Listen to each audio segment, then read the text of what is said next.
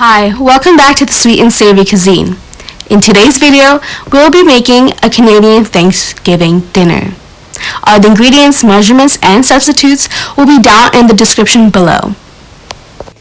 In this video, we'll be making turkey, mashed potatoes, gravy,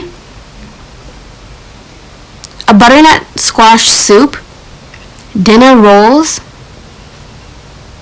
cranberry sauce, and a cranberry sparkling drink. Now without further ado, let's get started. You're first going to massage your turkey with a bunch of salt and make sure to defrost and clean the whole turkey the night before.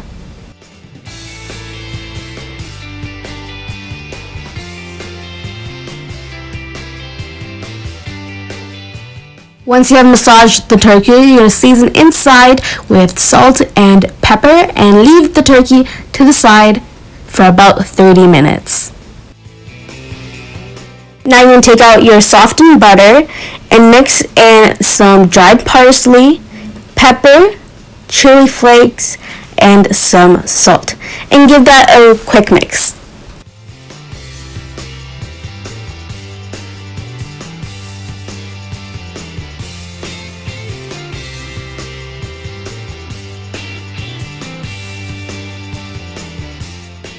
Now you can also mince up some garlic and add that in as well.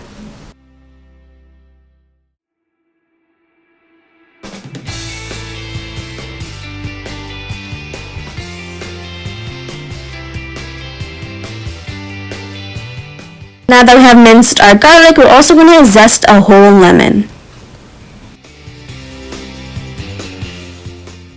Now that we have zested our lemon, we're going to cut the lemon in half, add in our zest and lemon juice into our butter mixture.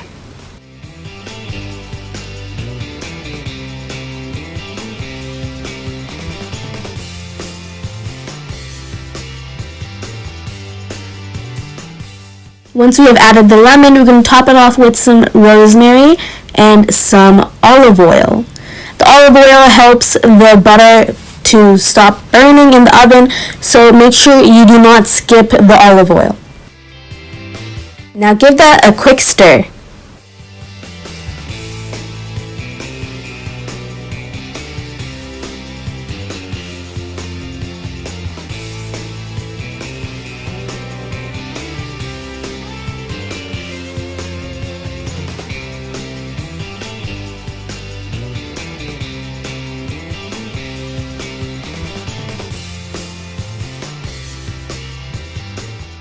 Now you're going to bring back the turkey and use your hands to loosen up the skin so you have enough room to add in the butter.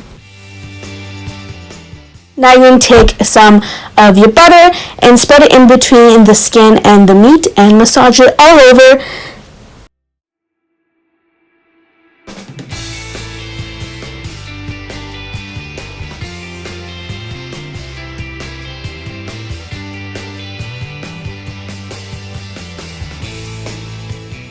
Then you're going to take the extra butter you have and spread it all over the turkey. It is kind of slippery, so you won't get as much butter on top, but make sure to massage the legs and the wings with the butter. And it should look like this at the end. Now we're going to stuff the turkey, so you're going to cut up some of your onions and you're going to place them inside the turkey.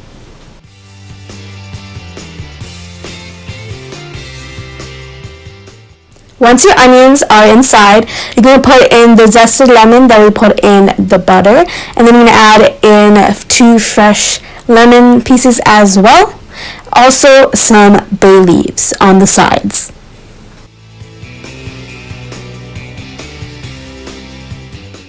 Now that the turkey is going to go into the oven, you're going to put some olive oil on top so the butter on top does not burn.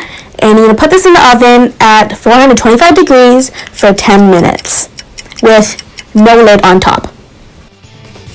The turkey should look somewhat close to this after 10 minutes. Now you're going to baste it. We're using the butter in between the meat and the skin because we didn't have as much liquid on the bottom of the tray. Now you're going to close the turkey and you're going to put that back in the oven, but you're going to lower the temperature to 325 degrees and cook it for about 2 hours. You will adjust the time later on if it's not fully cooked. This is how the turkey should look like after 2 hours. You're going to use a thermometer to check the temperature of the turkey. It should be 180 degrees Fahrenheit. Sadly, ours was a little past 160, but not quite at 180. So we put the turkey back into the oven for another 30 minutes.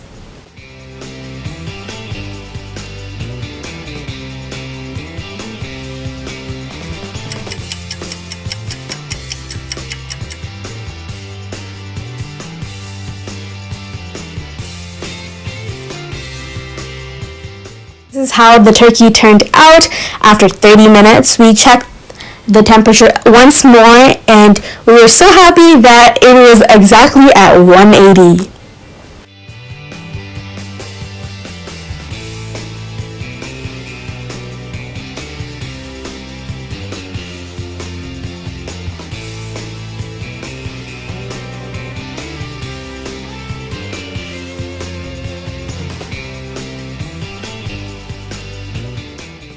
Now that our turkey is all done, we're going to move on to our dinner rolls. You're going to start off with some warm milk, and you're going to add some water, some butter, and some sugar into it and whisk it all up until the sugar is well dissolved.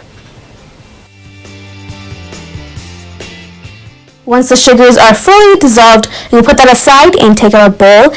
You're going to add in some flour and some salt. You're going to whisk that up, and then you're going to add in your yeast. Now you're going to stir in the yeast, and once it's all mixed up, you're going to add in your wet mixture. And you're also going to add an egg. Now you're going to stir it up until you get a wet dough. If there is too much flour in it, you can add a little bit of water to help you get the dough working, and you're going to knead this for about 5 minutes until you get a workable dough. And then you're going to put it back into your bowl and cover it up with a piece of cloth or some saran wrap, and you're going to put this in your microwave. You're not going to turn on the microwave, but you're going to leave it in there to rise for an hour until it's about double in size. While our dough is resting, we're going to move on and make our butternut squash soup. You're going to start off by cutting up your butternut squash into small pieces and placing them into the pot that you're going to make the soup in.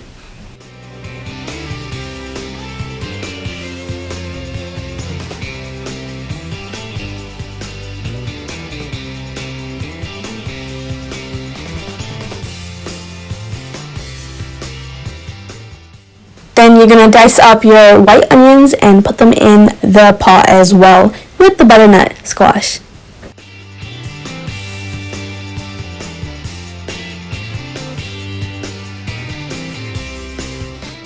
Now you're going to mince up some of your ginger and add it in as well.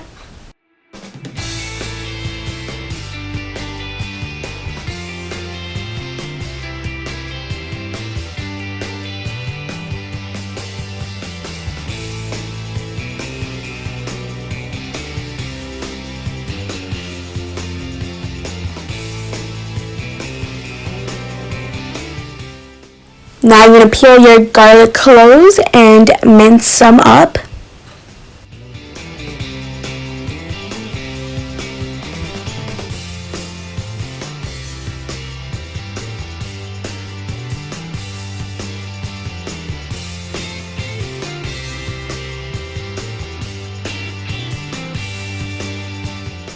And of course, add them into the pot as well. Now I'm going to add in a secret ingredient that gives lots of flavor to the soup. We're going to add in some Italian sausages. You would want to take the skin off because most of the flavor is in the meat and not the skin. You're going to cut up the meat and place it into the pot, and then you can do this again with another sausage.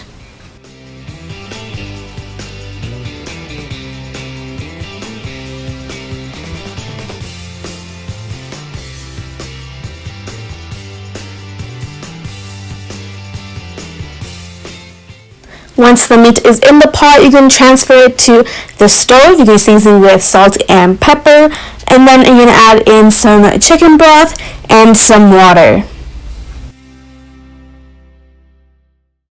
You're going to mix it up a little bit, and then you're going to put the lid on and you're going to close it to let it boil for about 10 minutes until the vegetables are soft and the meat is cooked. This is how it should look like after the 10 minutes.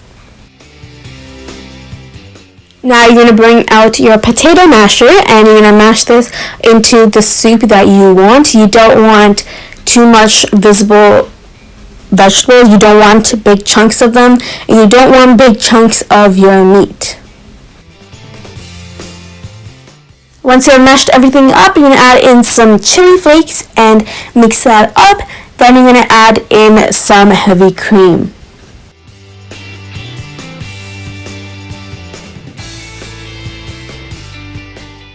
Once the cream is in, you're going to mix it up a little bit, and then you're going to boil it for another 3 minutes.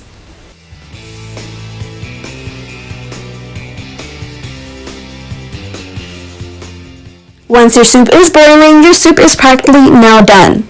Now I'm going to go back into the dinner rolls. Our dough has risen now, so we're going to knead it for another 5 minutes. And then we're going to section it off into the shapes that we want our bread to be.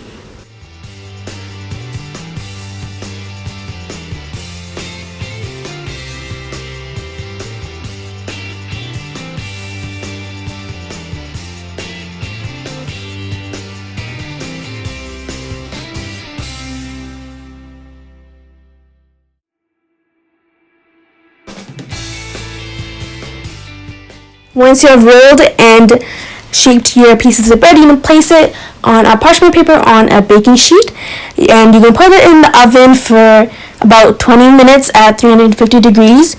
You could cover this beforehand to proof for 45 minutes. If you're in a rush, you can just put it in the oven and it will still be a decent size. This is how it should look like after the 20 minutes, and you're going to brush some butter on top because butter is good on any piece of bread.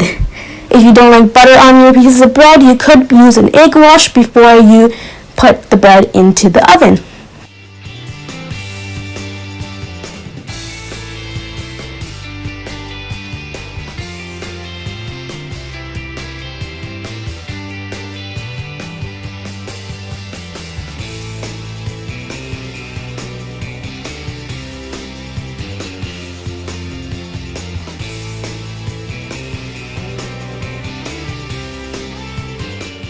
Our dinner rolls are now complete. They look so good and they're great with gravy.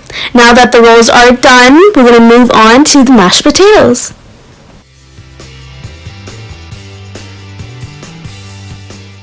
For the mashed potatoes, you're going to start off by cutting a bunch of your potatoes into small pieces, and then you're going to transfer them to a pot.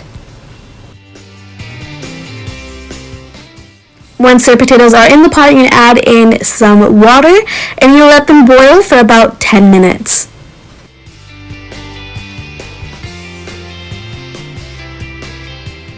After the potatoes are boiled, you can drain out the pot and you're going to mash up the potatoes with a potato masher.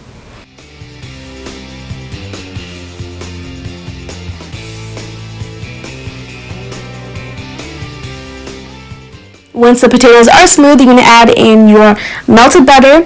You don't have to melt the butter. You could put cubes, but we melted ours. You're also going to add in some heavy cream. And now you're going to season the mashed potatoes. We're using dried parsley, some chili flakes, some pepper, and some salt. And now you're going to mix it all up to get your mashed potatoes. And that's how simple mashed potatoes are.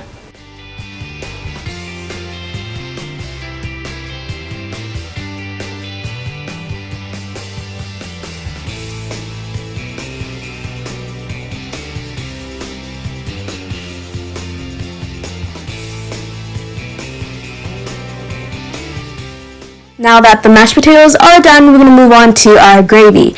You're going to take out the oils and the liquid out of the turkey, and then you're going to put it into a pot, and you're going to take the onions out of the turkey as well and dice them up. You're going to transfer the pot with the liquid onto the stove and put it on medium heat. You're going to put the onions in, and then you're going to add in some chicken broth. Once the chicken broth is in, you're going to let this boil for 5 to 8 minutes, and once it is boiling, you're going to take out the onions.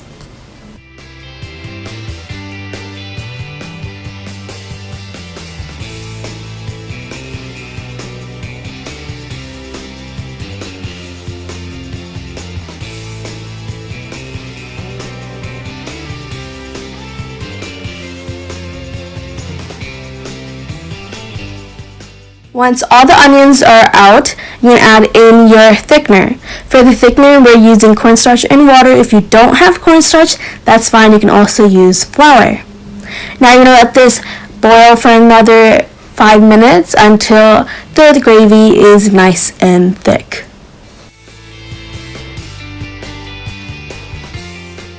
Our delicious gravy is now done, and now we're going to move on to the cranberry sauce. For the cranberry sauce, you're going to take out a medium saucepan, and you're going to put in your sugar and water. You're going to let that boil, and you're going to add in your cranberries.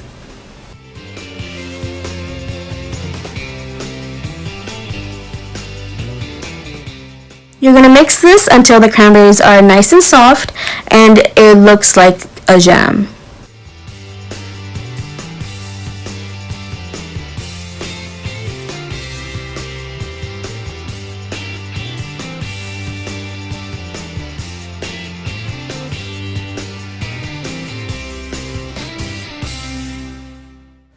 When it starts looking like jam, you're going to take out your potato masher and you're going to mash it so the cranberries are well incorporated with the sauce.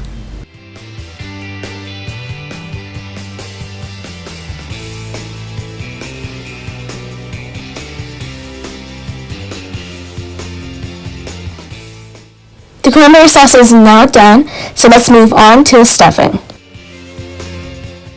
We will be using stuffing that is a store-bought because it's way easier. All you have to do is boil some butter and water together and then add in your stuffing mix and mix it all up.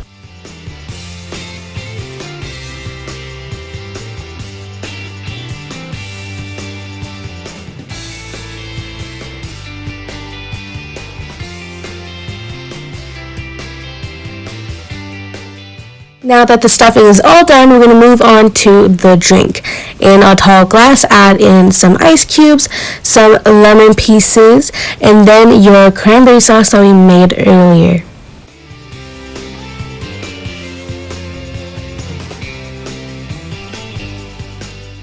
For the last ingredient, we're going to add in some Sprite. And that's how simple the drink is. And now let's set up for a Thanksgiving dinner.